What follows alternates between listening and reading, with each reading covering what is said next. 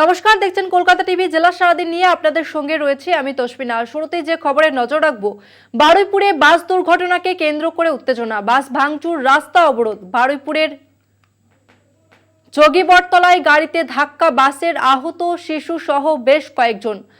আহতরা ভর্তি বারুইপুর হাসপাতালে। ঘটনাস্থলে বিশাল পুলিশ বাহিনী তারা যায় এবং গিয়ে পরিস্থিতি মোতায়েনে আনে। এবং যে খবর জানা যাচ্ছে যে দ্রুত গতিতে থাকার কারণে এই দুর্ঘটনাটি ঘটেছে, এমনটাই কিন্তু জানা যাচ্ছে। আপনাদের আরো একবার জানাবো, বারুইপুরে বাস দুর্ঘটনাকে কেন্দ্র করে উত্তেজনা, বাস ভাঙচুর, রাস্তা অবরোধ। বারুইপুরের যোগীবরতলায় গাড়িতে ধাক্কা বাসের।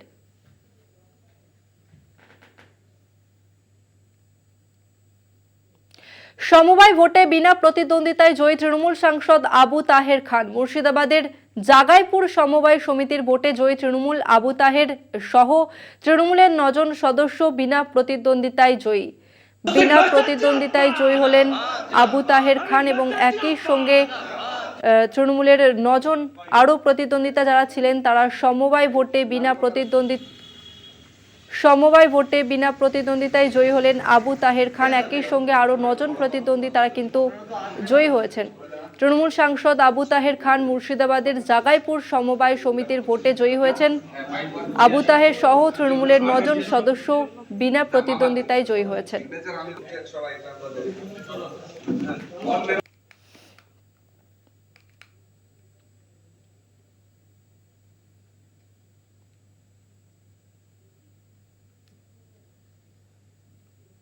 সোমবার সুপ্রিম কোর্টের রায়ের দিকে তাকিয়ে কোনো সদর্থক ভূমিকা নেওয়া না হলে ফের পূর্ণ কর্মবিরতি, হুঁশিয়ারি জুনিয়র ডাক্তারদের। সাগর দত্ত হাসপাতালে জুনিয়র ডাক্তারদের কর্মবিরতি জারি।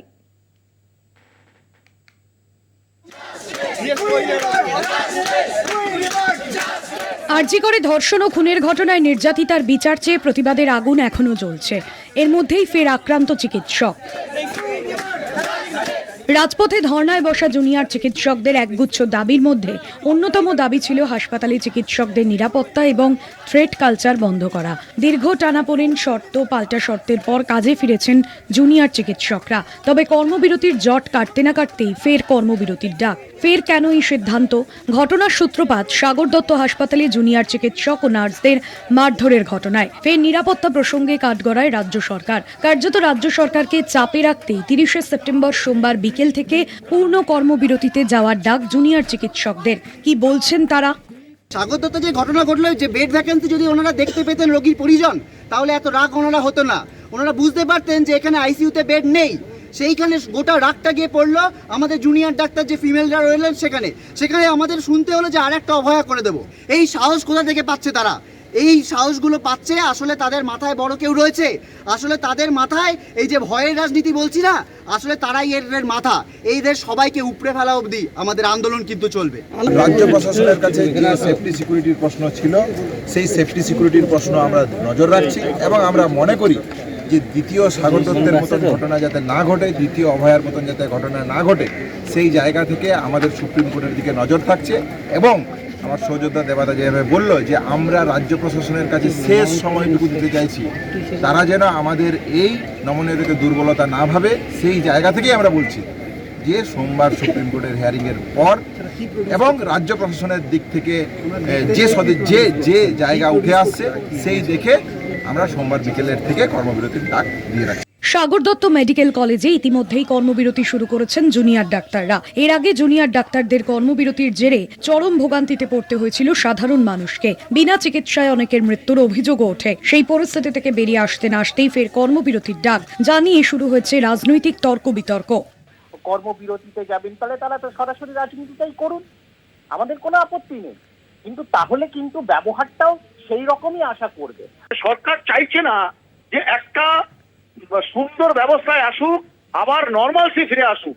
এর জন্য পুরোপুরি সরকার দায়ী। এখানে ধর্ষকদের প্রোটেকশন দেয় মমতা ব্যানার্জি এবং লজ্জার পুলিশ, ডাক্তার, ধর্ষক তিনজন একসঙ্গে জেলে আছে। সোমবার সুপ্রিম কোর্টে আরজিকর মামলার শুনানি রয়েছে, যার দিকে তাকিয়ে গোটা দেশ। শুনানিতে সুপ্রিম কোর্টে রাজ্য সরকার কি নথি পেশ করে তাও দেখতে চান জুনিয়র ডাক্তাররা। তারপর থেকেই কর্মবিরতি। এদিকে আরজিকর কাণ্ডের 52 দিন পার, বিচারের দাবিতে এখনো ফুঁসছে গোটা দেশ। কলকাতা টিভি। বন্যা পরিস্থিতি খতিয়ে দেখতে উত্তরবঙ্গ সফরে রয়েছেন মুখ্যমন্ত্রী মমতা বন্দ্যোপাধ্যায় এবং সোমবারই জেলাশাসক পুলিশ সুপারদের সঙ্গে ভার্চুয়াল বৈঠক করবেন মুখ্যমন্ত্রী। বন্যা পরিস্থিতি নিয়ে কেন্দ্রকে নিশানা মুখ্যমন্ত্রীর। নেপাল থেকে জল ছেড়েছে এমনটাই কিন্তু মন্তব্য মুখ্যমন্ত্রীর। একই সঙ্গে ফারাক্কার ড্রেজিং করা হয় না, নিরাপদ জায়গায় সরানো হচ্ছে দুর্গতদের মন্তব্য মুখ্যমন্ত্রীর। পাশাপাশি তিনি বলেছেন বাংলায় বন্যা পরিস্থিতির কেউ খোঁজ নেয়নি, বন্যার জন্য কোনো টাকাও দেওয়া হয়নি কেন্দ্রকে তোপ দেখে, এমনটাই মন্তব্য করেছেন মুখ্যমন্ত্রী মমতা বন্দ্যোপাধ্যায়। ঠিক কি বলেছেন মুখ্যমন্ত্রী শুনুন। দক্ষিণবঙ্গ ডিভিসির জলে যেমন ভেসেছে, উত্তরবঙ্গে নেপাল থেকে কোশি নদীর জল ছেড়ে দিয়েছে কালকে 5 লাখ কিউসেক টন। ফলে ওই জলটা আসছে বিহার হয়ে বাংলায়, গঙ্গায় ঢুকছে। এর ফলে একদিকে সংকোচ নদীর জল কুচবিহার, জলপাইগুড়ি, আলিপুরদুয়ার আক্রান্ত, আর অন্যদিকে নেপাল যে জলটা ছেড়েছে কোশি নদীর জলটা বিহার হয়ে ঢুকতে শুরু করেছে। আমরা কাল রাত্রি 12টা থেকে এটা শুনতে পেয়ে রাত 12টায় পুলিশ মাইকিং করে সবাইকে সেফ প্লেসে নিয়ে গেছে। এবং বিহারেও জলটা হবে, বিহারেও খুবই বন্যার মতো পরিস্থিতি। নেপালের জলে বিহারও ভাসবে, বাংলাও ভাসবে। প্লাস ফরাক্কায় তো ড্রেজিং করে না, আজকে 20 বছর হয়ে গেছে। ফলে জলটা যদি ফরাক্কা কিছুটা রাখতে পারত, ড্রেজিং করলে 2-3 লাখ কিউসেক টন রাখতে পারত, তাহলে মালদায়, সুতি, ফরাক্কা এই জায়গাগুলো অন্তত বন্যা হতো না। আগে ওরা 120 কিলোমিটার দেখভাল করত, এখন সেটা কমিয়ে 20 কিলোমিটারে এসে গেছে। কিছুই করে না, পুরো উত্তরবঙ্গ ভাসছে। আমি সকালবেলায় চিফ সেক্রেটারিকে উত্তরবঙ্গে অলরেডি পাঠিয়ে দিয়েছি। কালকেও গৌতম দেবকে কাজলডোবায় পাঠিয়েছিলাম, যেটা বিদ্যুৎ হুকিং করতে গিয়ে মারা গেছেন, খুবই দুর্ভাগ্যজনক।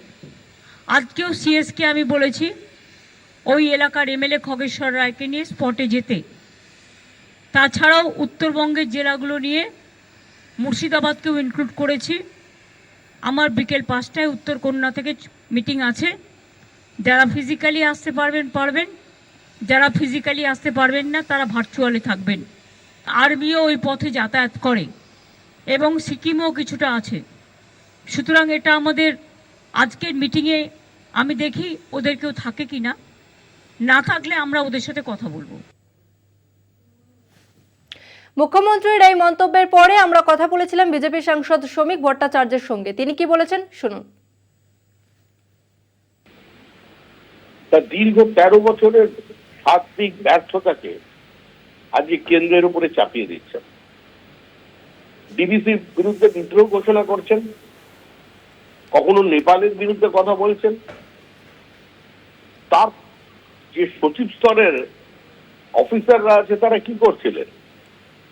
কেন্দ্রের সঙ্গে সমন্বয়ের পরিবর্তে সংঘর্ষের রাস্তা বেছে নিয়েছেন। মুখ্যমন্ত্রী থাকাকালীন যখনই প্রাকৃতিক বিপর্যয় হয়েছে, দেশের প্রধানমন্ত্রীর সঙ্গে সঙ্গে তার পাশে দাঁড়িয়েছে। কেন্দ্রের কোনো নির্দিষ্ট জমি নেই।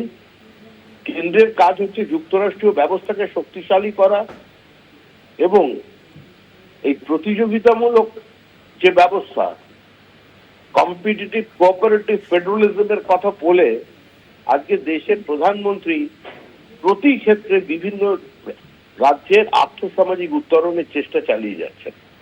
এখন মুখ্যমন্ত্রীর কাজ হচ্ছে শুধু বিরোধিতার জন্য বিরোধিতা করা। তিনি যাচ্ছেন বন্যা বিধ্বস্ত মানুষদের দেখতে, তার আগে তিনি নেপালকে আক্রমণ করে ফেললেন। এরপরে কোনোদিন বলবেন যে অমাবস্যা পূর্ণিমা সেটাও নরেন্দ্র মোদী নিয়ন্ত্রণ করছে। তো এটা তো সম্ভব নয়। জেলা সারাদিনের সময় একটা বিরতি, ফিরছে বিরতির পর সঙ্গে থাকুন। ঘাটালে পুলিশ প্রশাসন টানাপোড়েন, বিজেপির অভিযোগ ঘাটালের সেচ দপ্তর দখল করেছে পুলিশ। সোশ্যাল মিডিয়ায় চিঠি পোস্ট বিজেপি নেতা জগন্নাথ চট্টোপাধ্যায়ের। বিজেপি নেতার পোস্ট ঘিরে শোরগোল, বিজেপিকে কটাক্ষ শাসক শিবিরের। ছিল সেচ দপ্তরের অফিস, রাতারাতি হয়ে গেল ঘাটাল থানা। এমনই ছবি দেখা গেল পশ্চিম মেদিনীপুরের ঘাটালে। ঘাটাল মহকুমা সেচ দপ্তরের অফিস দখল করার অভিযোগ। কাঠগড়ায় ঘাটাল থানার পুলিশ জেলার এক্সিকিউটিভ ইঞ্জিনিয়ারকে চিঠি লিখে অভিযোগ জানান মহকুমা সেচ দপ্তরের আধিকারিক। সেচ আধিকারিকের নেম প্লেট খুলে ঘাটাল থানার অফিসার ইনচার্জের নেম প্লেট লাগিয়ে দেওয়া হয়েছে বলে অভিযোগ। কিন্তু হঠাৎ কেন এই অফিস নিয়ে টানাটানি? লাগাতার বৃষ্টির জেরে ঘাটালের বন্যা পরিস্থিতি। এবছর ডিভিসি থেকে অতিরিক্ত জল ছাড়ায় ঘাটালের বেশিরভাগ এলাকা ডুবে গিয়েছে। জল থই থই অবস্থা ঘাটাল থানাতেও। সূত্রে খবর সে কারণেই সেচ দপ্তরের ওই অফিসে সরিয়ে নিয়ে যাওয়া হয় পুলিশ কর্মীদের। অস্থায়ীভাবে ওখান থেকেই থানার কাজ পরিচালনা করা হবে বলে জানানো হয়। ওখানে তো টোটাল থানাটা ডুবে গেল, ওই কারণেই তো এসছে এখানে। মানে অন্যান্য বছর তো এরকম জল বাড়লে তো জল বাড়লে অন্যান্য বছর, এবছরটা সব থেকে বেশি বড় বন্যা হয়েছে, ঠিক আছে, যার কারণে টোটাল ওখানটা থানাটা টোটাল ডুবে গেছিলো। মানে থানা যদি ডুবে যায় তাহলে কাজকর্ম কোথায় কি হচ্ছে? কাজকর্ম এই তো এখানে নতুনভাবে করেছে, অস্থায়ীভাবে করার কারণে এখানে শুরু হয়ে যায় কাজ। তবে এ নিয়েও আসরে নেমেছে বিরোধী শিবির। ঘাটালে পুলিশ প্রশাসন টানাপোড়েন অভিযোগ বিজেপির। সোশ্যাল মিডিয়ায় চিঠি পোস্ট বিজেপি নেতা জগন্নাথ চট্টোপাধ্যায়ের। সেই পোস্ট নিয়েই শোরগোল। কেন বর্ষায় একটু বৃষ্টিতেই বানভাসী হতে হয় পশ্চিমবঙ্গের ঘাটাল সাব ডিভিশন? আজকে যখন ঘাটালের থানা পর্যন্ত জলে ডুবে গেছে, খুব স্বাভাবিকভাবেই প্রশাসনিক কাজ তো চালাতে হবে। প্রশাসনিক কাজ বন্ধ থাকবে না। জগন্নাথ বাবুর থেকে এইসব কথা যত কম শোনা যায় তত ভালো। একটা আপাতকালীন পরিস্থিতি, মানে এমার্জেন্সি সিচুয়েশন, পুলিশকে এবং প্রশাসনকে কোহেসিভ হয়ে একসঙ্গে কাজ করতে হয়, একসঙ্গে কোঅর্ডিনেট করে কাজ করতে হয়। সেখানে দখলের প্রশ্ন আসছে কোথা থেকে? আসলে একটা কথা বলতে হয়, বলে দিচ্ছেন, সে কথার মানে গুরুত্ব কতটা আছে তো আগামী দিনে বিবেচনা করে দেখতে হবে। ফলে এইসব মন্তব্য যত করবেন তত মানুষ হাসবে, ঘোড়ারাও হাসবে। তবে এই ঘটনা নতুন নয়। ফি বছর বন্যা হলেই ডুবে যায় ঘাটাল থানা। বাধ্য হয়ে থানাকে সরিয়ে নিয়ে যেতে হয় অন্যত্র। কোনো বছর হোটেলে, আবার কোনো বছরে ভাড়া বাড়িতে। এবার নিয়ে যাওয়া হয়েছে সেচ দপ্তরে। পশ্চিম মেদিনীপুর থেকে মধুসূদন ভট্টাচার্যের রিপোর্ট, কলকাতা টিভি। যাবতীয় জল্পনার অবসান। কেষ্টমণ্ডলের সঙ্গে সাক্ষাৎ কাজল শেখের। প্রায় 2 বছর পর জেল থেকে মুক্তি পেয়ে বীরভূমে নিজের ঘরে ফিরেছেন অনুব্রত মণ্ডল। অনেক নেতাই কেষ্টমণ্ডলের সঙ্গে দেখা করতে গেলেও তালিকায় ছিলেন না কাজল শেখ। শনিবার বোলপুরে তৃণমূলের কার্যালয়ে গিয়ে কেষ্টমণ্ডলের সঙ্গে সাক্ষাৎ করলেন কাজল শেখ। প্রায় 2 বছর পর মুক্ত অবস্থায় বীরভূমে রয়েছেন এবং মঙ্গলবার তিনি বাড়ি ফিরেছেন। তারপরে একটা জল্পনা তৈরি হয়েছিল। জেলার বিধায়ক, সাংসদরা তার সাথে দেখা করলেও জেলা পরিষদের সভাধিপতি কাজল শেখ তার সাথে দেখা করেনি। সেই জল্পনার অবসান ঘটল শনিবার। সৌজন্য সাক্ষাৎকার। দাদার শারীরিক অবস্থা খারাপ, তার সত্ত্বেও বীরভূম জেলার যারা তৃণমূল কংগ্রেস সৈনিক আছে প্রত্যেককেই দাদার সঙ্গে দর্শনের জন্য বোলপুর দলীয় কার্যালয়ে যাচ্ছেন এবং সেখানে সবার সঙ্গে দেখা করছেন। আমিও গিয়েছিলাম, সেভাবে গিয়ে আমিও দেখা করে এলাম। উনি কলকাতা যাবেন, কোনো হসপিটালে শারীরিক চেক আপ করানোর পর আসবেন, আবার তিনি আমাদের সঙ্গে দলীয় কার্যকলাপ নিয়ে আলোচনা করবেন। আপনাকে কি ফোন করেছিল না আপনি ফোন করে দেখা করতেছেন? দেখুন, এখন ফোন করেই ডাকা হয়েছে, সবাইকে ডাকা হচ্ছে বা কেউ নিজেও আসছে।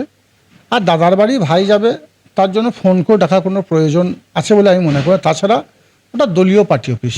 সংগঠন, বীরভূম জেলার তৃণমূল সংগঠন পরিচালনা করার ক্ষেত্রে কি কোনো কথা হলো কেষ্টদার সাথে? দেখুন, তিনি একজন সংগঠক, সংগঠনের মাধ্যমে তিনি উঠে এসেছেন। সর্বত চুপ করে বসে থাকতে পারবেন বলে আমারও মনে হয় না। যারা সংগঠনের কাজে নিজেকে সময় দেবে, যত জেলা ঘুরবো আমরা সকলে মিলিত হবে, সংঘবদ্ধ হবে, ততই জেলার মানুষ আরও ইউনাইটেড হবে, আরও সংঘবদ্ধ হবে। দল তো বলেছে যে কোর কমিটি জেলা পরিচালনা করবে সংগঠনের দিকটা। কোর কমিটি জেলা পরিচালনা করবে সেটা ঠিক। কোর কমিটি কেষ্টদা ছিল না, যার জন্য আমাদের মাননীয় মুখ্যমন্ত্রী মাননীয় মমতা বন্দ্যোপাধ্যায়, আমাদের দলনেত্রী বাংলার মা, তিনি কোর কমিটি একটা তৈরি করে গেছেন। বীরভূম জেলায় বর্তমানে 6 জনের কোর কমিটি আছে এবং আমাদের তৃণমূল কংগ্রেস সাধারণ সম্পাদক অভিষেক বন্দ্যোপাধ্যায় সেই কোর কমিটিকে বিভিন্ন সময়ে পথ দেখিয়েছেন। সেই পথে আমরা এগিয়েছি, যার ফলে 21-এ নির্বাচন পার করেছি, কেষ্টদা বিহীন 24-এ নির্বাচন পার করেছি এবং দেখেছেন 24-এ নির্বাচনে বীরভূম জেলাটা প্রথম হয়েছে। কোনো কাটাকাটি, খুনোখুনি, রাহাজানি বিহীন নির্বাচন, অনেক বড় পাওনা যে আমাদের অভিভাবক আমাদের পরামর্শ দেবেন। সেই পরামর্শ তো কোর কমিটি বীরভূম জেলায় কার্যকরী ভূমিকা পালন করবে। দাদা বলছি, কেষ্টদা এখনো তো শারীরিকভাবে অসুস্থ, আপনি দেখলেন। কেষ্টদার কি এই মুহূর্তে এই পার্টি অফিসে আসা, সংগঠন করা, দৌড়ঝাঁপ করা, এটা কি তার স্বাস্থ্যের পক্ষে ঠিক হবে? শুধু অভিভাবকও নয়, ওনার হাত ধরে আমার রাজ্য জীবনের পথ চলা শুরু।